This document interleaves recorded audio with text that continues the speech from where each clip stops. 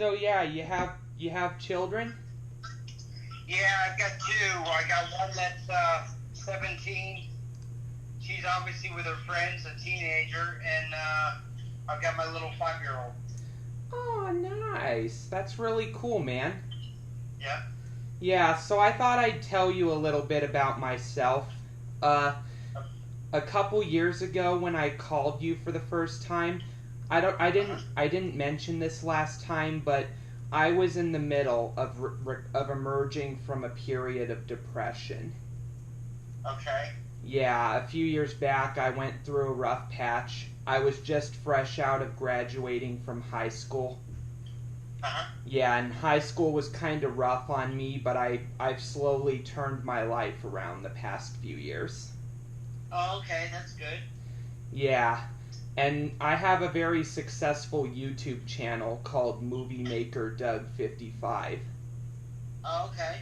Yeah, and so I'm kind of a person on the rise right now. Okay. Especially, That's good. yeah. So I have a list of questions, and some of them are the same ones I asked a couple years back in our previous one, and hopefully you Okay. have the answer for them. Okay. Yeah, so my first one is, where are you originally from? Um, Born and raised in Danbury, Connecticut. Ah, cool. That sounds like a good place. I'm originally from Estes Park, Colorado. Okay. Yeah, I love Colorado. We took many trips there for skiing. Yeah, skiing is a lot of fun. Yeah. So what made you get into motor racing? Obviously, my dad. My dad was into it. My dad was kind of a hell raiser. He was always tinkering around with old cars, and he built himself a modified when I was like 4 or 5 years old, and at the same time he bought me a go kart.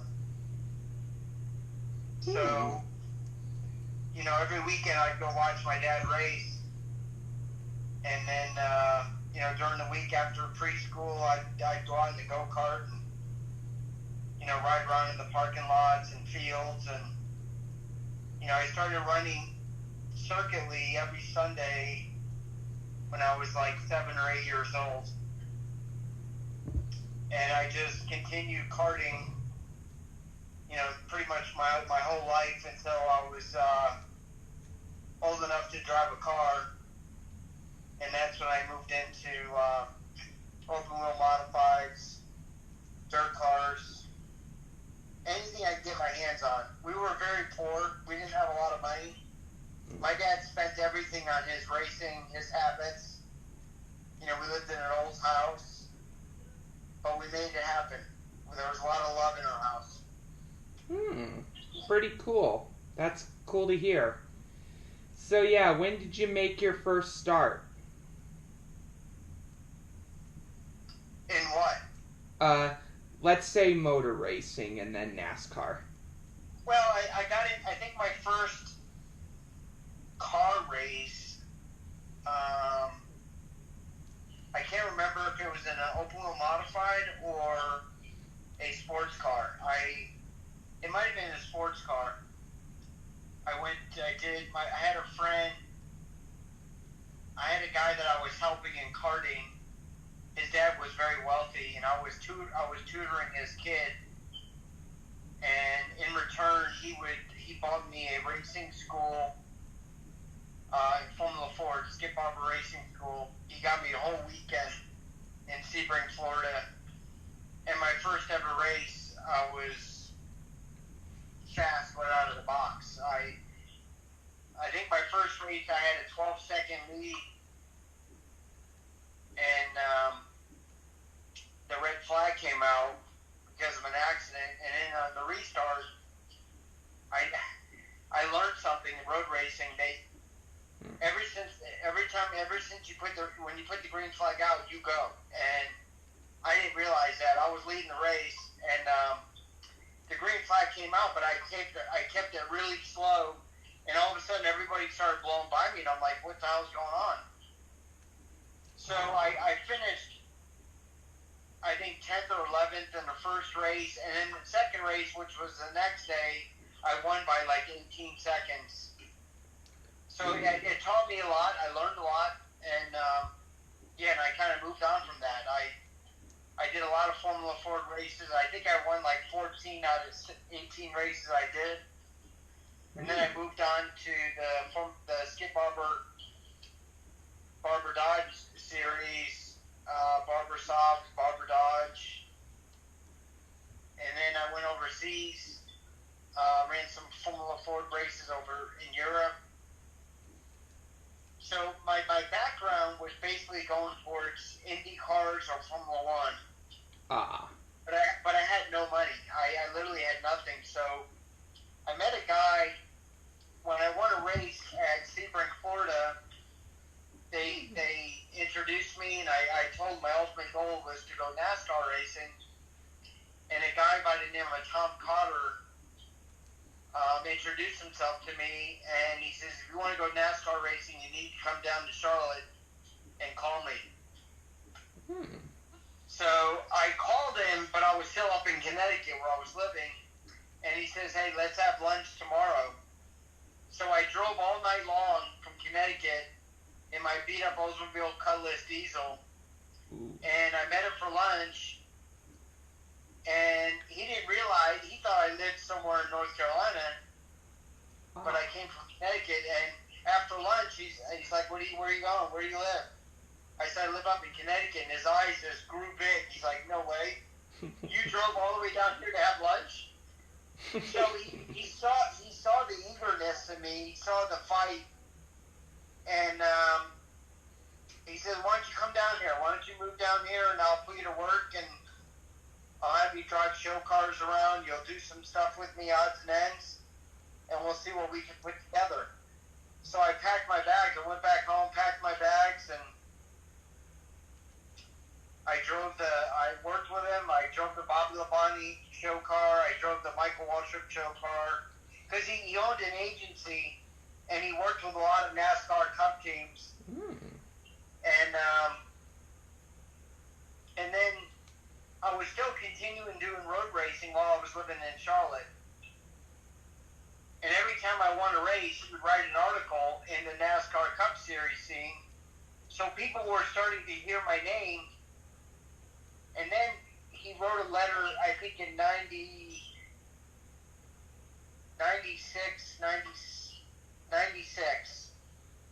He wrote a letter about me and says, you know, if you guys are looking for a young driver, an up-and-coming driver, I would recommend choosing Jerry. And one team answered, and it was Richard Jackson Motorsports, where they ran Morgan Shepherd in the #1 Hooters Cup car. So I went to work for him. I was spotting for Morgan Shepherd. I was there for about 3 months, and I was making $240, working 7 days a week, answering phones, sweeping the shop, working for the crew chief. And I took him in the office. I took Richard, and I said, Richard, listen, I've been here for 3 months. I didn't really sign up for this. I'm not a spotter. And I said, listen, you got 7 cup cars in your garage. I said, what will it take to get me in one of your cup cars, and let's go do an ARCA race somewhere. So there was an ARCA race in 1 month in Charlotte. It was the finale. They had 2 races, one on Wednesday night and one on Saturday night, right before the 600, the cup race. And he said, I tell you what, Jerry, I like you a lot. He's rocking in his chair. He said, I tell you what, if you can give me $15,000, I'll put you in that ARCA race, the Wednesday night and the Saturday night. Well, actually, no, it was just for Wednesday night. But for a first time out, I called everybody but my mom and dad to raise the money. I got $500 here, $500 there, $100 here, and I got $5,000 from my road racing sponsor, Buzz Fuse. And we did the Wednesday race where there was like 30 cars, and I think we qualified fourth, or maybe it might have been sixth. I don't remember. But we ran really good. We had a chance to win, but we got knocked around, and we ended up finishing fourth. But then, because we ran so good, Richard said, I tell you what, we're going to run Saturday night. I think you can win it. And so we ran Saturday night, and I qualified second, and I led a lot of laps. And Gary Layton, who was a veteran, was running the race, and we were the only two cars that were battling. Ooh. And he finally passed me, and then I tried to get him back, but he kept blocking, and I ended up finishing second. But that was the start of my career in NASCAR. I did that race, I finished second, and then literally Morgan Shepherd, during that week, Morgan Shepherd went to a new team, which was Jasper Motorsports, and Richard didn't have a driver to run Michigan the following week. So he called me, he said, listen, you did a great job tonight. How about running Michigan next week? So what do you tell a kid that's making $240 if you want to run a cup race at Michigan? Yep, you built a reputation. No, so I took it, and that's the start of the start of my career in NASCAR. That's really awesome, man. What was driving for Bill Elliott's team like compared to Richard Jackson's? Literally, probably the same. No different. Bill had a cup team that was based in Charlotte, but he also had a Dawsonville, Georgia team, which was my team. Ah. That's where Ernie Elliott was. That's where his engine shop was. That's where he lived. So it wasn't done very professionally, if I look at it back then.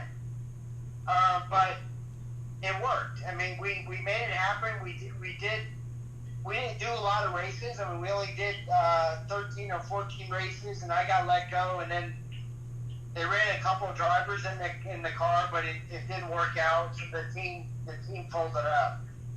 Yeah, and But Bill and Cindy were my fans. I loved them to pieces. I remember Chase was little back then. I used to chase them around the shop every now and then.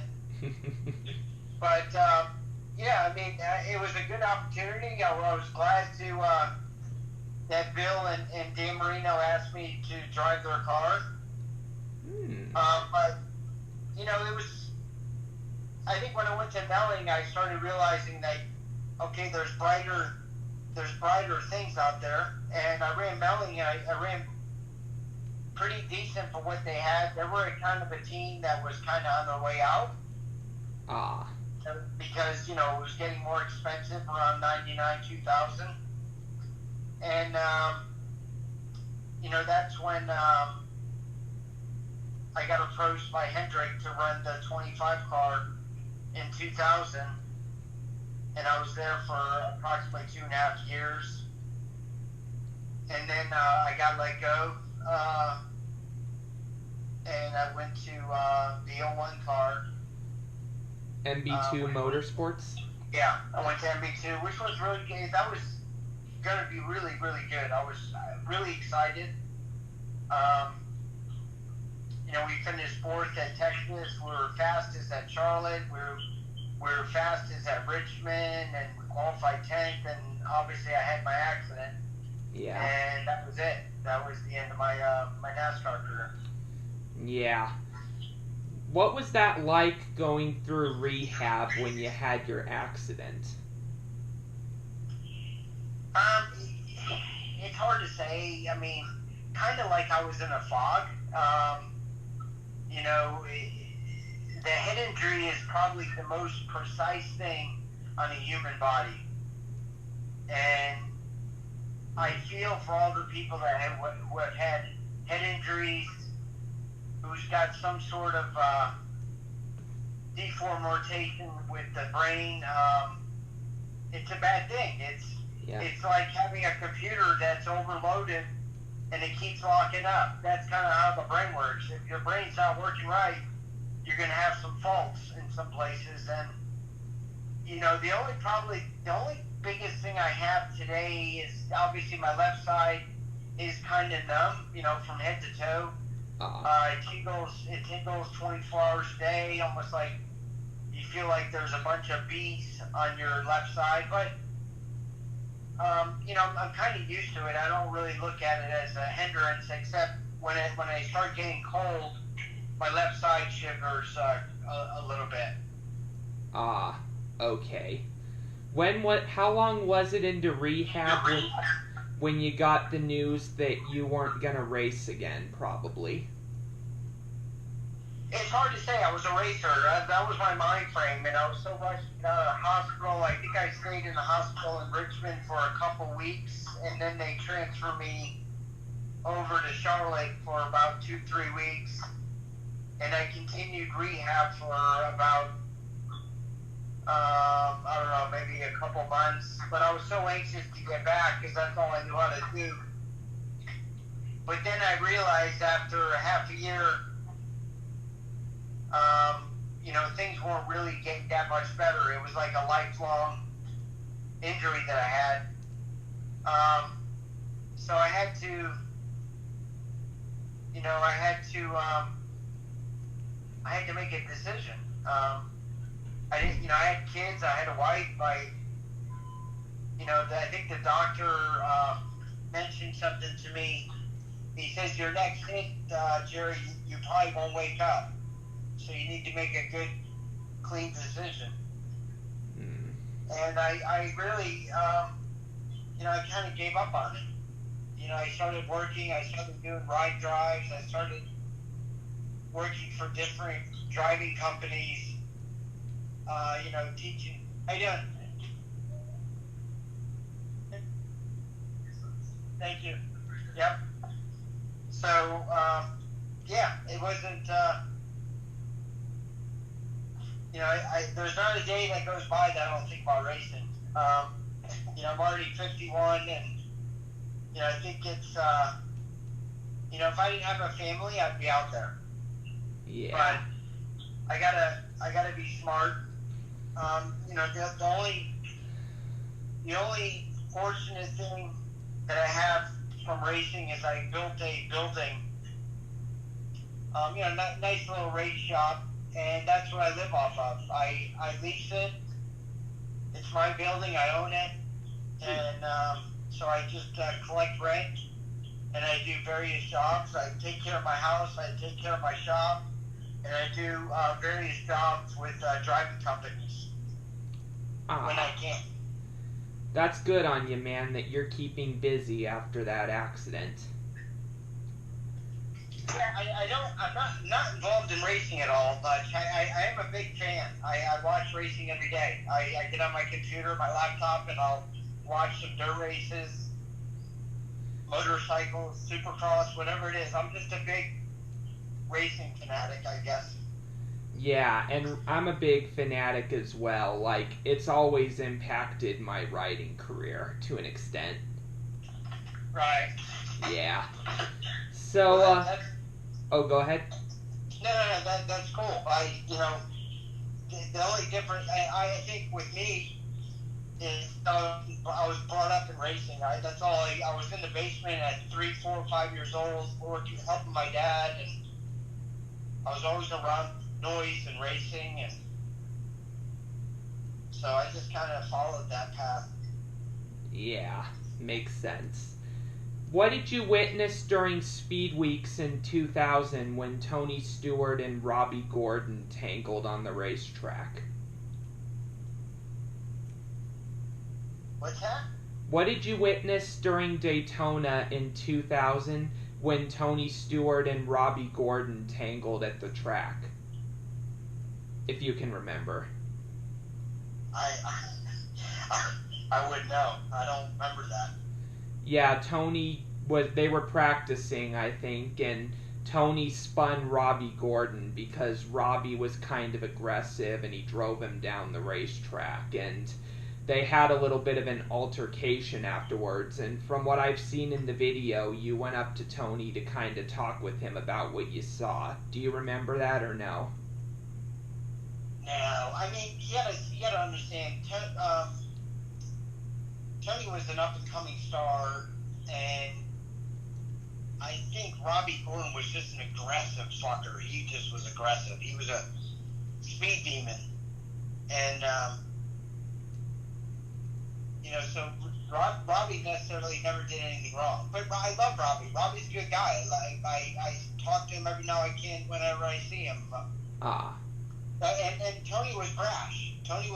He won a lot of races coming up, and he kicked ass in midgets and dirt cars, and so he was definitely an up and coming star. He was. I was never really Hi, darling. I'm on the phone. I was never really friends with a whole lot of people in racing. So everyone kind of kept to themselves. But as far as that accident, I don't remember. I don't recall me ever. I might have talked to Tony, or he might have asked me, "Did you see what happened? Did you see how he came down on me?" I don't know. I wouldn't remember that time. Okay. Understandable. There are some things in life that I don't remember either, so no problem. What was it like winning the Atlanta race when Darrell Waltrip retired? Yeah, that was cool. I think that was the last run that ESPN was with NASCAR. So obviously, yeah, I wish I could remember most of it. Watching the video and stuff, I know I won the race, but I wish I would have enjoyed it more at the time when I knew that was my last race. There were so many times though. There were so many great times in racing. I remember, almost winning the Coca-Cola 600. We had such a fast car. Yeah. We broke a 10-cent part. And then even the year after Atlanta, we were leading till the white flag, and I had a 10-second lead, and we ran out of fuel coming out for turn 2. So, and Sonoma, when I was with Paul Petty, we almost won that race there. And I took the 2-lap signal 2 laps to go, and I had a 12-second lead, and the rear end gear broke. The plug came out of the rear end, and we lost all the grease. And what's that, darling? No, I'm gonna go up there with you. Don't go up there. I know what kids are like. What's that? I know what kids are like. Yeah, my daughter. I was outside talking to you guys, and she came out. So, yeah. No, I think so many great experiences in racing. I think the races I did in Europe. This is my meal. Yeah. So, yeah. What were you saying? But I think the races in Europe, I felt more out there. Even some big go-kart races. We went to Barnesville, the Winter Olympics. They had 460 drivers there. We won our stock heavy class, against the best racers in the country in 4-stroke. So those kind of wins, I think, more to me than winning Atlanta. I like some cases, I probably didn't need to be in NASCAR. I don't know if I was brought up in that kind of racing or atmosphere. They are long races. There's nothing that can go wrong. If something goes wrong, you're done. That's the end of your race. And me, I was so used to winning and doing so well, but I kind of got thrown into the NASCAR scene not ready. Okay. And I feel bad. I feel like I had the drive and the talent to possibly become a champion there, but I didn't really have a whole lot of help, whether it was me but my career got kind of shut off too quick. I was just starting to come on. I had the experience with Hendrick, and MB2 Motorsports was a new up-and-coming team, and then we got crashed. We didn't get crashed. I kind of crashed on my own. Yeah. That's kind of tough to hear, that that was a horrific accident. And it was kind of like Dale Earnhardt's accident because... Yeah, exactly. It doesn't look bad. If you see the wreck, it's like, oh, that's it. He spun out and hit the wall. But the problem is the impact. And, you know, they have the black boxes since Earnhardt's death. And mine was the biggest ever record on the black box. I think it was 128 Gs. Ooh. And a big wreck was like, you look at Earnhardt, he was hurt from a 35 G hit at Michigan. Yeah. And mine was almost 3 times. So yeah, I was in a coma and you know, broke a lot of bones, but you know, I'm still here. I just wish there was an area where somebody could have took me and said, okay, this is what you're going to do the rest of your life. Yeah, I'm with you on that. And I really wish that NASCAR would kind of do a better job of being proactive, because they need to have safer barriers everywhere, not just where they think an accident is going to happen. Well, the thing is they were talking about doing Richmond, and they did it the day after my accident. They put the safer barriers up, like literally the week after. The next race they had all the safer barriers up. So that was from Earnhardt. They did that because of Earnhardt, because of all the, you know, the stuff that's going on, the Kenney Irwin wreck, the Adam Petty wreck. All that and Earnhardt. They decided that's it. We got to make a change, and they did. Yeah. You know, the cars were fast. The cars were fast, and they were very, very strong. So obviously they were pretty proactive after Earnhardt deal. Yeah. But yeah, it was kind of almost too late. And you know, I was probably the last survivor of the stiff walls. But yeah, I didn't really. And Kyle Busch too. I didn't really hear anything from NASCAR after my wreck, except, you know, we talked a few times, and that was it. I'm kind of on my own. You know, I stay involved in myself and watching races every now and then when I can, but I can't tell you the last time I ever been to a NASCAR race. Yeah. You know, when you're out, you're out. Yeah, that's understandable. I've been to several NASCAR races, mostly at the Phoenix Raceway, and a couple years ago I met one of the big stars of the sport, Kyle Larson. What's wrong? A couple years ago when I went to the NASCAR race at Phoenix Raceway, I met a couple drivers, and one of them was the star of the sport, Kyle Larson, right now. Yeah. Yeah, and it was pretty cool to meet him. I have a photo with him hanging on my wall right there. Oh, nice. Yeah. Nice, yeah. Is this your cell phone? Yeah, this is my cell phone, yeah. Okay, after we talk, I'll send you a little photo. You'll get a kick out of it. But no, Kyle Larson, he's my hero. A very talented driver, and you know, matter of fact, I do some stuff sometimes with Jeff Fuller, another racer, and he has a power washing company. We went over to his building and power washed his racing building and cleaned it all up. So yeah, I know Kyle very well. That's good to hear, and I was a little bit disappointed to hear about his recent setback, but I'm maintaining my fandom of him.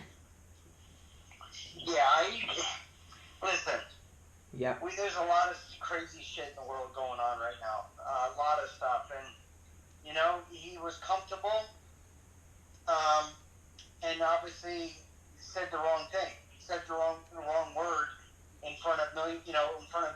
Well, actually, it was only in front of 30 people. Yeah. But then I blew up when it got hit the YouTube, and that's the thing about media, about social media, can kill people, and that's what happened. Amen to that, brother. And yep, things happen. You know, there's so much crazy going on in the world that you're absolutely right, Yeah. But yeah, I'm hoping Larson can make it back to NASCAR soon because I want to root for him again at the racetrack, Yeah, he's a good guy. Yep. And the way I look at it, no man in this world is perfect, so that's why I wasn't critical of him when it happened. Yeah. Yeah. We make mistakes, and we say things sometimes we regret. And yep. Unfortunately, he did it on live telecast, and it's a shame, but yep. There's a lot of worse things in the world. Besides something coming out of somebody's mouth. I mean, there's, it's very crazy what's going on today, especially with that fella that passed away in Minneapolis by the cops. I mean, that's crazy. Yeah, it's very crazy, and the people are rioting because of it. So yeah, it's just it's disappointing when you see stuff like that. Mm-hmm. Yeah.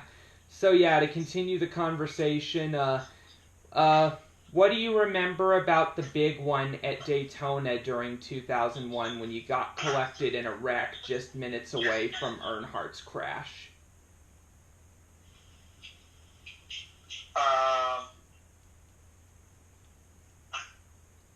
That's a good one. I wouldn't know. Yeah. I think we already left. We were already in the air. We were flying home when we heard about Earnhardt's accident. So, yeah, wrecks are always going to happen at Daytona. You get caught in a bad situation. You don't think about it. It just happens. And we're already flying, and one of the pilots, said something.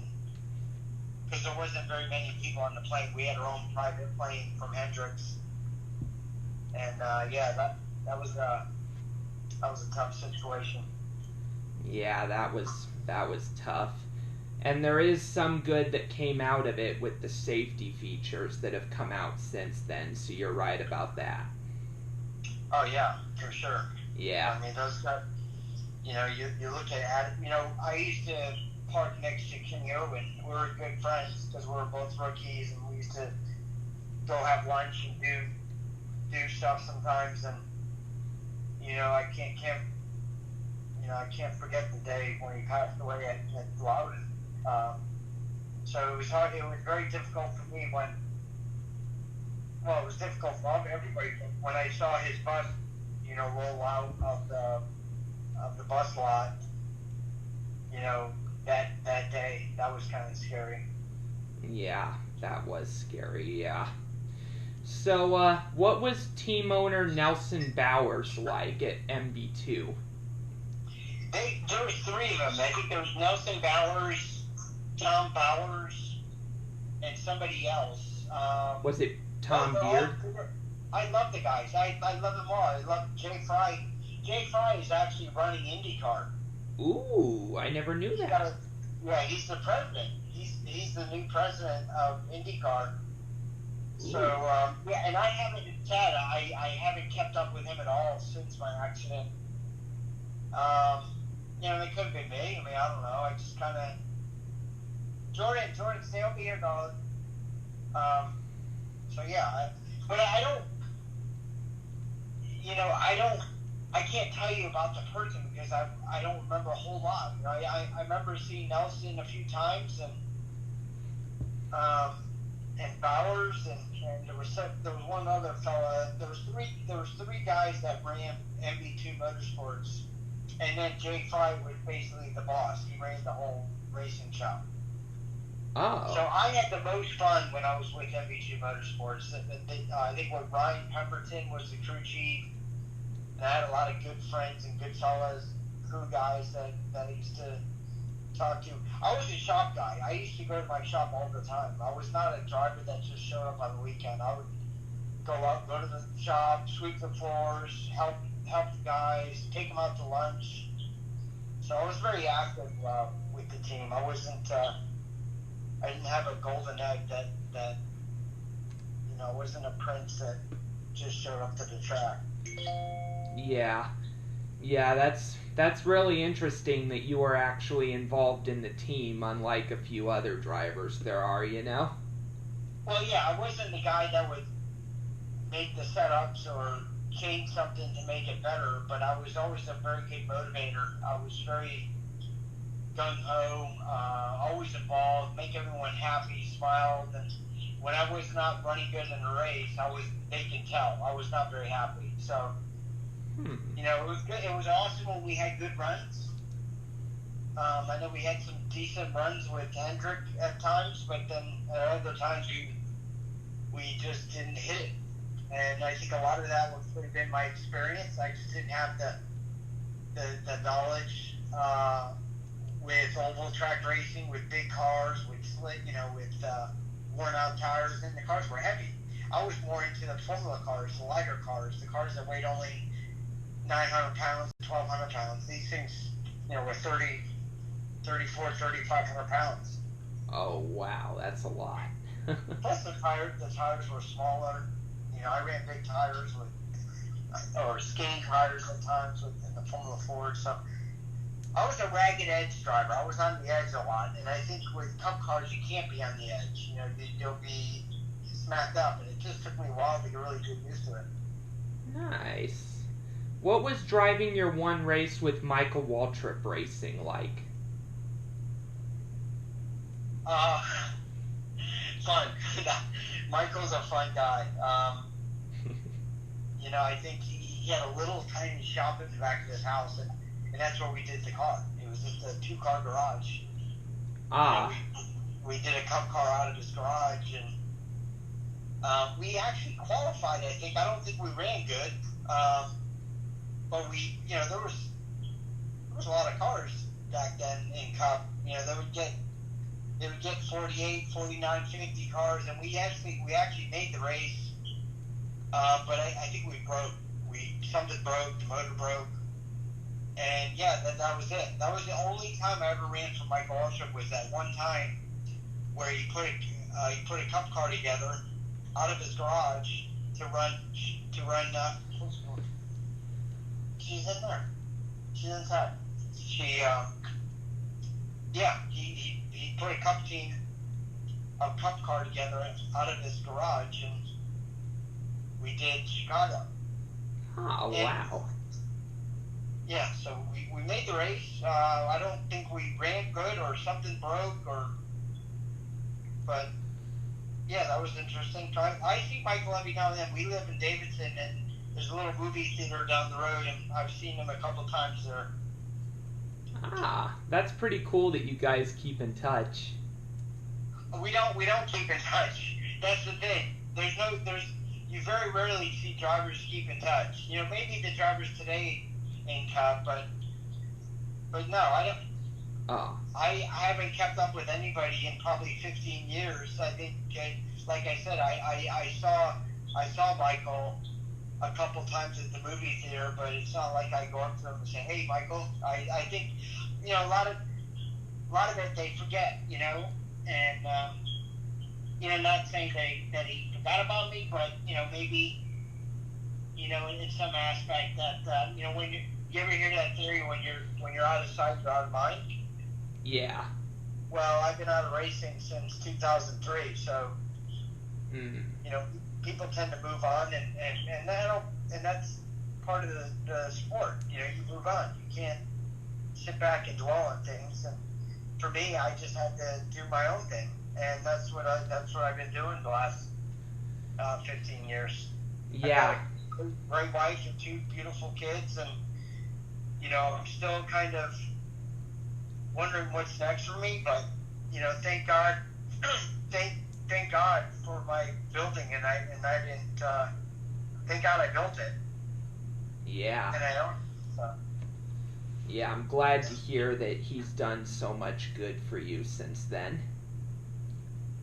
Glad to hear that. Yeah. So, what was it like being sponsored by the Scooby-Doo Zombie Island movie, if you can remember?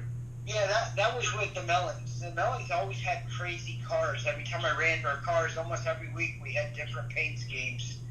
We're sponsored by I don't know if it was the Astros or some baseball team. The Scooby-Doo cars were amazing. The Powder Puff car, we were sponsored by Turner. I think it was Turner Television. So, yeah, we always had a lot of crazy sponsor deals, almost at every different racetrack. We had the WCW car. Ooh. So yeah, they were all good. They were all fun. Yeah, my favorite Scooby-Doo movie out of all of them is The Witch's Ghost. Uh-huh. Have you seen that one? No. Yeah, that was the sequel to Zombie Island, and it has Tim Curry playing the bad guy, the British actor, Okay. Yeah, you'll have to check it out sometime. It's actually really good. Okay. Yeah. So, how did you get your ride? Oh, wait, I already asked that. So, what was working with Tony Fer like as a crew chief? Good. I like Tony a lot. I think he had his reins pulled back a little bit by Hendrick, but I think he's the type of guy that if someone lent us a car and they said go run Daytona, I would call Tony Fer and say, Tony, I want you to help me out putting this car together and making the race. He knew so much. He knew a lot of stuff about the cars, and in some cases he went over the boundaries. I think it was Daytona. We were the slowest. It was so sad. We were the slowest car. All the Hendrick cars were slow. I think it was 2000 or 2001. And we were literally like 44th or 45th in practice. And Tony did something to the car, and we qualified outside pole. And Bill Elliott was on pole, and I was outside pole, and they took the pictures, and then like 20 minutes later we got thrown out, and Tony got fined $50,000. Ooh. And I don't remember what it was for, but it was something to do with the shocks. And we got bounced out, but Tony was a no quit attitude, and I like that. But I think when you get two high heads together, like he's a high headed guy. Yeah. And I can get high headed too under the helmet, and we butted heads a lot, but we met well. You know what I mean? We both had the drive. We just needed a mediator, someone to calm us both down sometimes in some areas of the race. And I think we could have won a lot of races together, but unfortunately it didn't last, because you had the Jimmy Johnsons, the Jeff Gordons. Yeah. We were a team that was down below, so not a lot of people paid much attention to the 25 car, but in some cases we were faster than them. Okay. That makes sense because, it seems like these days they focus on the young stars rather than the people that do it old school like, Hey, well, what do you do? A guy from Connecticut who has nothing, and one moment, he's teammates with Jimmy Johnson, or not Jimmy Johnson, but Jeff Gordon and Terry Labonte. Jimmy wasn't there at the time.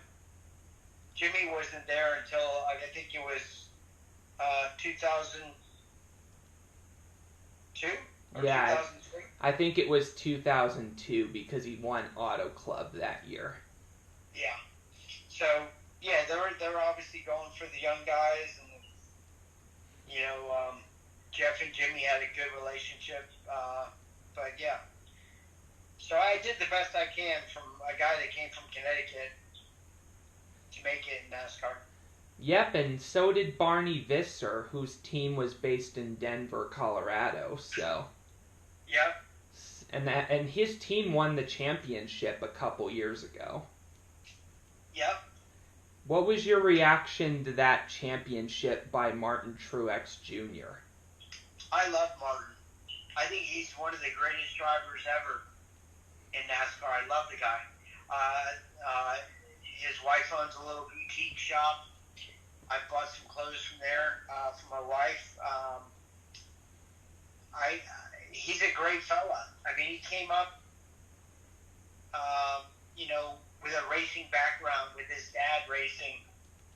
I can't remember his father's name, but his dad was a great Busch North driver. I think it was Truex Senior. I think. Yeah, but it was not Martin. It was something Truex. I might be good with that. Yeah, Martin. I love. That was awesome that they won the championship from a Colorado-based Cup team. That's pretty damn cool. And I think they had Joe Garone. Joe Garone, I love the guy. He was the main guy, I think, the tech guy, the fab guy, the computer guru guy for that race team. So I was pretty happy for Joe Garone and also Martin Truex. I was too. I was very happy after that. Yeah, that was really cool. And I was happy because I'm originally from Colorado, and so that was really cool to see. Yeah. Answering truthfully, have you ever intentionally wrecked anyone on the racetrack or no? No. I wish I would have had. Alrighty. Yeah. Yeah. Yeah, I wasn't that type of driver. So yeah, I think looking back at it, yeah, it would have been cool, but I don't think I had a good step.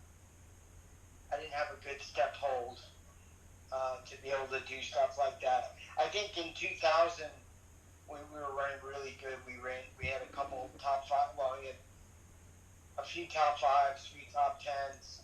I was starting to become a good Cup driver in 2000, 2001, and I think 2002. The shit hit the fan. We just had a lot of bad luck, a lot of things breaking. I was doing mistakes. The motor was popping, blowing tires. Yeah. And then we had enough with Hendricks, and they let me go. They let Tony Fer go the week before they let me go. And then, that's when I got picked up by MB2 Motorsports. And Petty Enterprises, right, as well? Because matter of fact, we went to, I think the next week was Sears Point, and we almost won that race with the Petties. That was really cool. What was it like leading all of those laps at Sonoma and then being beaten by Ricky Rudd because of a broken rear gear? Well, no, that's what I mean. We got let go from Hendricks, and then went to, Kyle called me up and he says, hey, you want to go over at Martinsville? And no. Actually, yeah, after I got let go, they wanted me to go to Sonoma.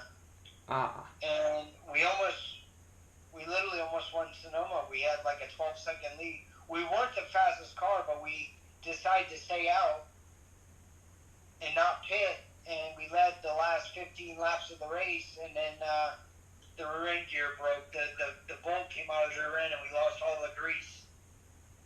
And the rear gear seized, and we broke. And then the next race, I went to Martinsville. We were really fast in practice, and then the night of practice, I went to a go-kart race, and I flipped. I flipped the go-kart, and I broke my shoulder blade. And I had to call Kyle, and I said, Kyle, I'm not going to be able to race tomorrow. Oh. Or qualify. And he was so furious and so pissed off at me. Ooh. like, what the fuck are you going out racing go-karts? And that's the thing. I was a racer. I loved to race, and I went to a buddy's house, and they had a go-kart race, and I was going for the win, and I ended up catching the tire, and I flipped, and I broke my shoulder blade. Was he furious enough to dismiss you from the team, or did he get over it? No, he got over it, but he was obviously upset. Yeah. Mad, and yeah, so. And then I got ready for 2003 with MB2 Motorsport, so that was it. Yeah. So, what's your favorite racing movie between Days of Thunder, Talladega Nights, or any other movie you can think of?